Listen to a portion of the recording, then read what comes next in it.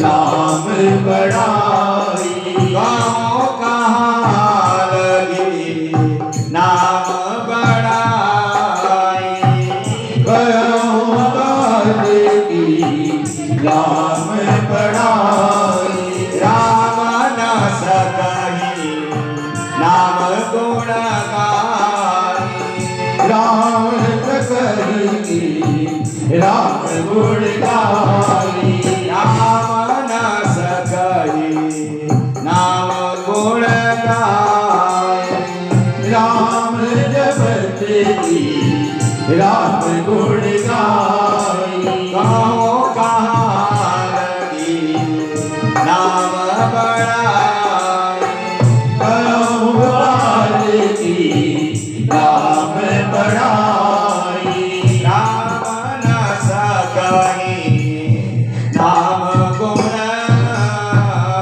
गाई। श्री सुखदेव जी महाराज जी कहते परीक्षित भगवान के गुण और भगवान के नाम भगवान भी नहीं बता सकते और भगवान का जो नाम है उसकी महिमा का तो वर्णन करना भी भगवान को भी मुश्किल पड़ जाता है। इसीलिए कहने लगे श्री परीक्षित जी महाराज जी तो बताओ कोई ना कोई तो नाम की महिमा जानता होगा और कौन कौन है नाम की महिमा को जानते हैं वो भी तो हमें बताइए जिससे हमारा जीवन मंगलमय हो। कहने लगे चिंता न करो परीक्षित कुछ लोग हैं जो नाम की महिमा को जानते हैं और जिन्होंने नाम जपते जपते अपने जीवन को मंगलमय बनाया है। कौन कौन है? स्वयंभू नारद शंभो कुमार कपिलो मनो प्रहलादो जनको विष्णु बलिर्वैयासिकं वया द्वादशेतेन विजानीनो धर्ममभागवतमवटा। कहते हैं कि संसार में 12 लोग हैं जो नाम की महिमा को जानते हैं, जो स्वयंभू मुनि हैं, नारद हैं, भोलेनाथ जी हैं, कुमार कपिल मनु प्रहलाद जनक जी महाराज भीष्म पितामह और कहते हैं कि आखिरी में मैं भी हूँ। ये व्यास जी महाराज जी के सुपुत्र श्री सुखदेव जी महाराज जी कहते हैं मेरा नंबर आखिरी में आता है जो कथा सुना रहे हैं।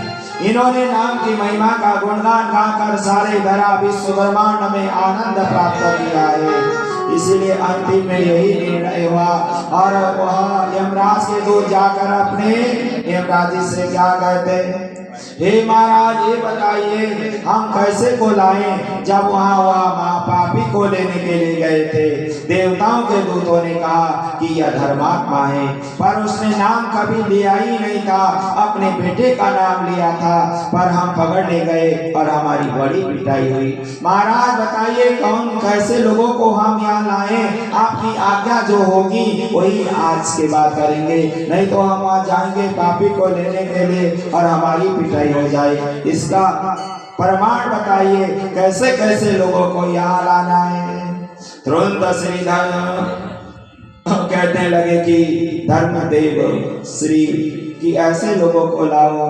धर्मराज महाराज कहते हैं हे दूतों ध्यान रखो, तुम यहाँ भगवान के नाम को जप रहे हो या गुणगान कर रहे हो, कह रहे हो कैसे को लाओ। उन्हें नारायण नारायण जपा रहा था बेटे का, पर यहाँ जितने भी यहाँ पापी बंद हैं हमारे जेल कारखाना में, यदि यहाँ नारायण नाम इनके कान तक गया तो इन्हें सबकी विदाई करनी पड़ेगी और हमारा ये कारोबार चौपट हो जाएगा और हमारी यह व्यवस्था बिगड़ जाएगी। इसीलिए ध्यान रखो ऐसे लोगों को लाओ। कैसे को? जिह्वान भगति भगवत गुण नाम देयमा चेतस्य न स्मरति चरणारविन्दमा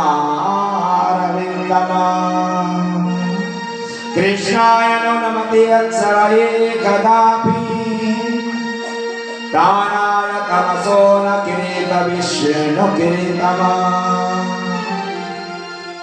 श्री धर्मराज जी महाराज कहते हैं दूतों ऐसे को लाओ। कैसे को? जिह्वान भक्ति भगवत गुण नाम देयम, जो मानव होकर धरा धाम में आया है जिसके जीवा से भगवान नाम का जप ही नहीं होता, और वो कहते हैं कि जिसका चरण भगवान की शरणागति में नहीं होता, जो भगवान श्री के देखकर उसके चरण नहीं झुकते, और जो ब्रह्मांड को देखकर अहंकार उन्मत्त होकर चलता है, और जो भगवान नाम का उच्चारण कभी जीवन में करा ही नहीं, और जो भगवान श्री हरि की आराधना नहीं करता, पूजा नहीं करता, पापी नहीं करता जीवन जो अंतिम समय तक इसके पाप के घड़े जब भर जाएंगे, ऐसे को लाना जिसके जीवा से भगवान नाम जपा जाए और भगवान की महिमा का जो वर्णन करता है उसे बिल्कुल हाथ में लगाना, चाहे वो कैसे भी नाम जप रहा है। इसलिए नाम की महिमा का यहाँ वर्णन किया गया। नाम की महिमा ही भगवान श्री हरि के यहाँ परम पावन है। इसलिए श्री सुखदेव जी महाराज जी कहते, परीक्षित इस प्रकार अजामिल का उद्धार हो गया और भगवान श्री हरि के अनन्य आ गया। दक्ष प्रजापति ने इस धराधाम में अपने कई हजार पुत्र प्राप्त किए, सभी को गृहस्थाश्रम की वह पावन व्यवस्था कर दिए। सभी ने कह दिया नारद जी के साथ मिले। नारद जी ने कहा, संसारी प्राणियों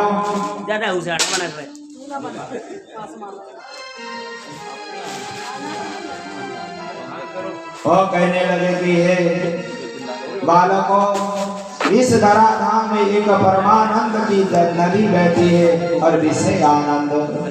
आप कौन से रास्ते को अपनाना चाहते हैं? तो दक्ष प्रजापति के बालकों ने कहा, विषय आनंद के दलदल में हमें फंसना नहीं है, हमें परमानंद की प्राप्ति के लिए कामना करना है। तुरंत कहने लगे, अहो साधु साधु नाम साधु लिंगेन नतोयिना एयानेन अर्वकायं भिक्षुमार्ग परदर्शितः। कहने लगे कि यह संसार में विचरण करो, भगवान श्री हरि के अनन्य कामना करो।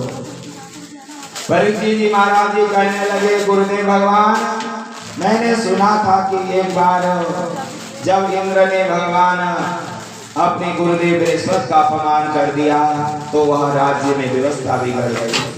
तो कोई सी राक्षस को भी गुरुदेव का वह गुरु बनाया गया, कारण क्या है? कहने लगे, परीक्षित, जब वह राजा अधर्म का सहारा लेता है और वह जब गुरु जी के बताए रास्ते में नहीं चलेगा, राज्य का विनाश होगा। बिना गुरु के यज्ञ नहीं होता और राजकाज पाठ भी नहीं चलता। इसलिए उन्होंने जब बृहस्पति जी नाराज होकर चले गए तो वह महाज्ञानी महातपस्वी जो विश्व रूप है वह भगवान के अनन्य भक्त है। चाहे राक्षस क्यों न हो, राक्षस भी भगवान का भक्त हो सकता है, वह भी धर्म मार्ग का आचरण पालन कर सकता है। परीक्षित कहने लगे कि वह विश्वरूप को पुरोहित बनाया गया और बार बार कहने पर कहने लगे, पुरोहित कर्म श्रेष्ठ नहीं है। पुरोहित कर्म दान लेने के बाद यदि हमारे जीवन में हमने पुण्य नहीं किया, हमारा विनाश होगा और हमारा पतन होगा, हम यह पुरोहित कार्य नहीं करेंगे। पर बार बार समझाने पर कहने लगे कि यह कार्य करना ही पड़ेगा। तुरंत कहने लगे, अकिंचनानां धनम ही शिलोंचरम्। वह ऐसे धर्मात्मा थे, तुरंत उन्होंने नारायण कवच का यज्ञ के द्वारा वह यज्ञ प्रारंभ कर दिए विश्वरूप जी महाराज जी ने। और बड़े बड़े यज्ञ चलने लगे। पर बड़े बड़े महायज्ञ में जब वह आहुति डालते हैं, पर वह दानव के भांजे हैं तो अपने दानव का भी ध्यान रख रहे हैं। देवताओं के निमित्त यज्ञ करते हैं और दानव के लिए स्वाहा करते हैं। इंद्र को पता चला, परीक्षित, इंद्रों ने विश्वरूप का सिर काट कर भस्म कर दिया। अब वहाँ जैसे ही वह सिर काट कर हवन कुंड में स्वाहा कर दिया, हवन कुंड से इतना बड़ा भयंकर राक्षस पैदा हुआ जिसका नाम है प्रेतासुर नाम का राक्षस। वो चारों तरफ हाहाकार करने लगा और कहने लगा, तुमने अपने गुरुदेव